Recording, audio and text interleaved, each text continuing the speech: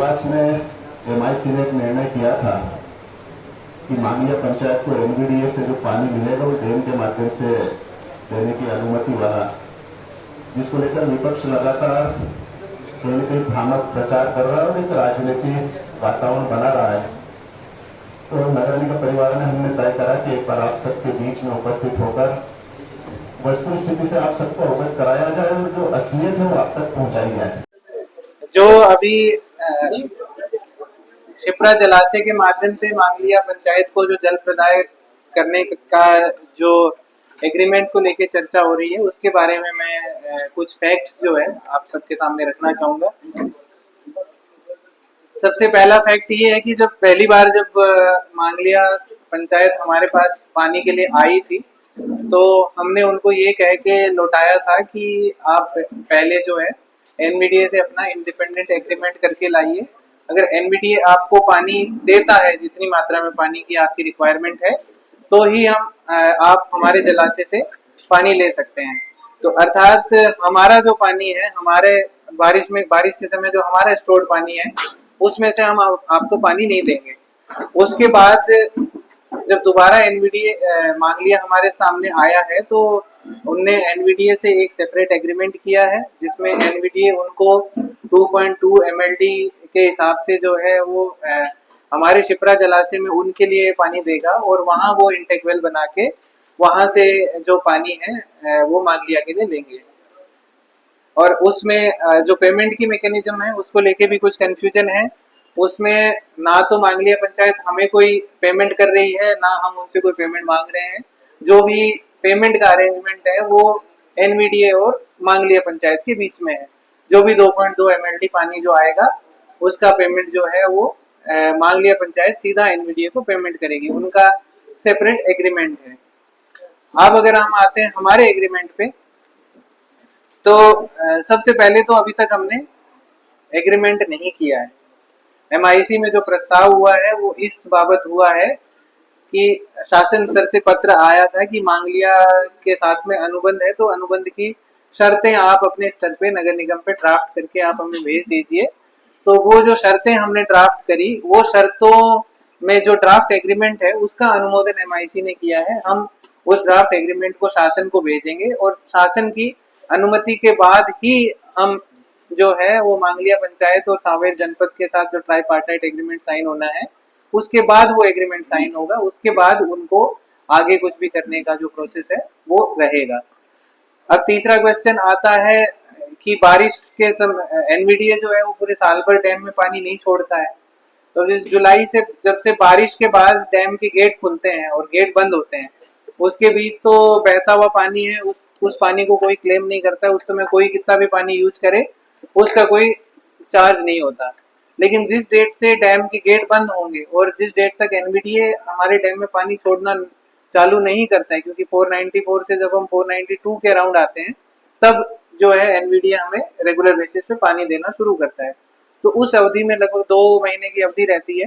उस अवधि में मांगलिया सड़क जितना भी पानी जो है हमारा लिफ्ट करेगी, उसके एवज में जब एनवीडीए पानी छोड़ना शुरू करेगा, तो बिना बिल किए उतना पानी हमको देगा। तो वो अभी मैकेनिज्म उनकी इस तरीके से है कि वो जब अक्टूबर या नवंबर में हमें बिल देते हैं, तो माइनस में बिल देते हैं। जो हमारा 545 करोड़ का जो बिल है, उसमें माइनस में देते हैं कि इन दिनों हमारा पानी एनवीडीए ने एक तरीके से यूज किया, जो मतलब देवास वाटर प्रोजेक्ट कर रहा है या मांगलिया कर रहा है। तो इससे बहुत क्लियर हो जाता है कि हमारे डैम में स्टोर्ड एक बूंद भी पानी जो है हम मांगलिया की तरफ डाइवर्ट नहीं कर रहे हैं। दूसरा, इसके बाद अगला बिंदु जो आता है कि शहर में पानी का क्राइसिस रहता है और हम दूसरी ग्राम पंचायत को पानी देते हैं।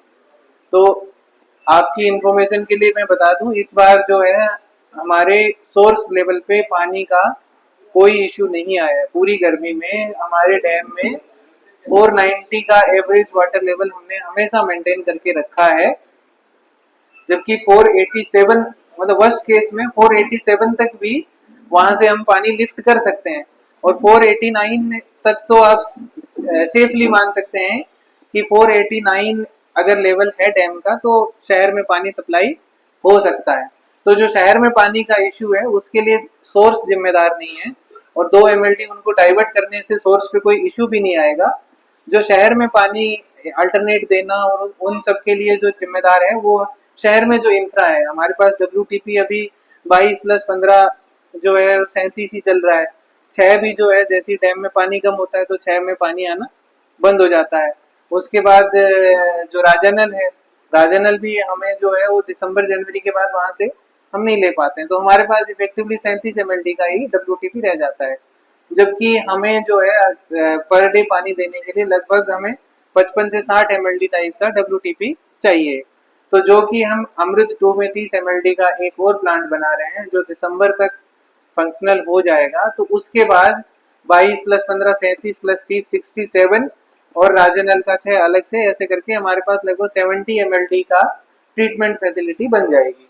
दूसरा, हमारे पास जो टंकियां हैं, टंकियों में हमारे पास स्टोरेज करने की कैपेसिटी भी इतनी नहीं है कि हम पर डे पानी सप्लाई कर सकें। तो जो भी हम 7 नए ओवरहेड टैंक अमृत 2 में बना रहे हैं, नेटवर्क का इश्यू है, प्रेशर का इश्यू है, लीकेजेस का इश्यू है कि पुराना नेटवर्क है। तो ये बहुत सारे कारण हैं जिस वजह से शहर की जल प्रदाय व्यवस्था में जो भी बीच बीच में इश्यूज आते रहते हैं, तो उसके लिए जिम्मेदार जो है सोर्स पे पानी की उपलब्धता कहीं से भी नहीं है।